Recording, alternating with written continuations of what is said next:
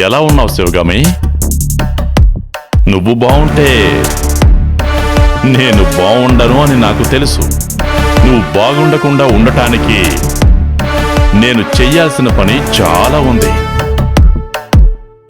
నువ్వు నన్ను రోజు నడి రోడ్డు మీద నన్ను ఒట్టి చేతులతో నిలబెట్టావు. పిలిచి మాట్లాడుతున్నప్పుడు 100 రూపాయలిచ్చి వెళ్ళావు.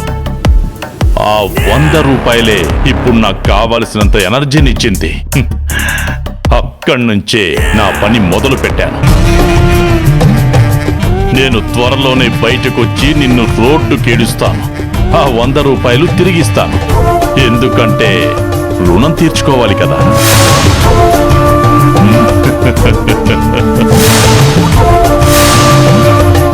మిస్టర్ రావణ్, సత్యం సూర్యుడు లాంటిది. మేఘం అడ్డం వచ్చిందంటే సూర్యుడు లేడని కాదర్థం. అది తాత్కాలికం.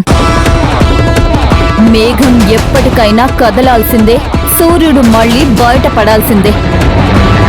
అలాగే సత్యం కూడా మబ్బుల చాటున దాక్కున్న నిజం ఎప్పటికైనా బయటకొచ్చి తీరుతుంది. నేను వీధిన నిలబడ్డం కాదు, నిన్ను కనీసం సూర్యుడి నీడలో నిలబడకుండా చేస్తాను. నువ్వు జీవితం అంతా జైల్లో ఉండేలా చేస్తాను. జైల్లోనే నువ్వు మగ్గిపోవాలి, అంతే.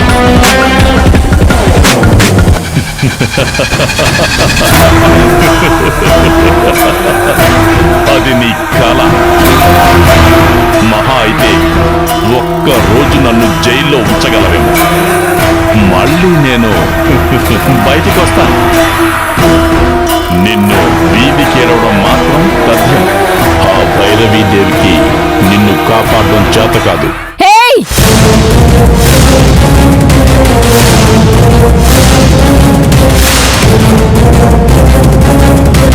ఆ దేవి పేరు తలుచుకునే అర్హత కూడా నీకు లేదు.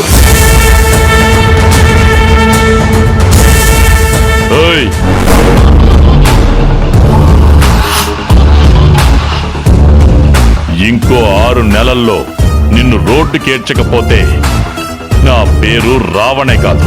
వెయిట్ చేస్తూ ఉండు.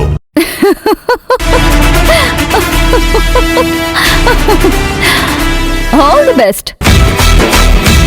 ఏం చేసుకుంటావో చేసుకో.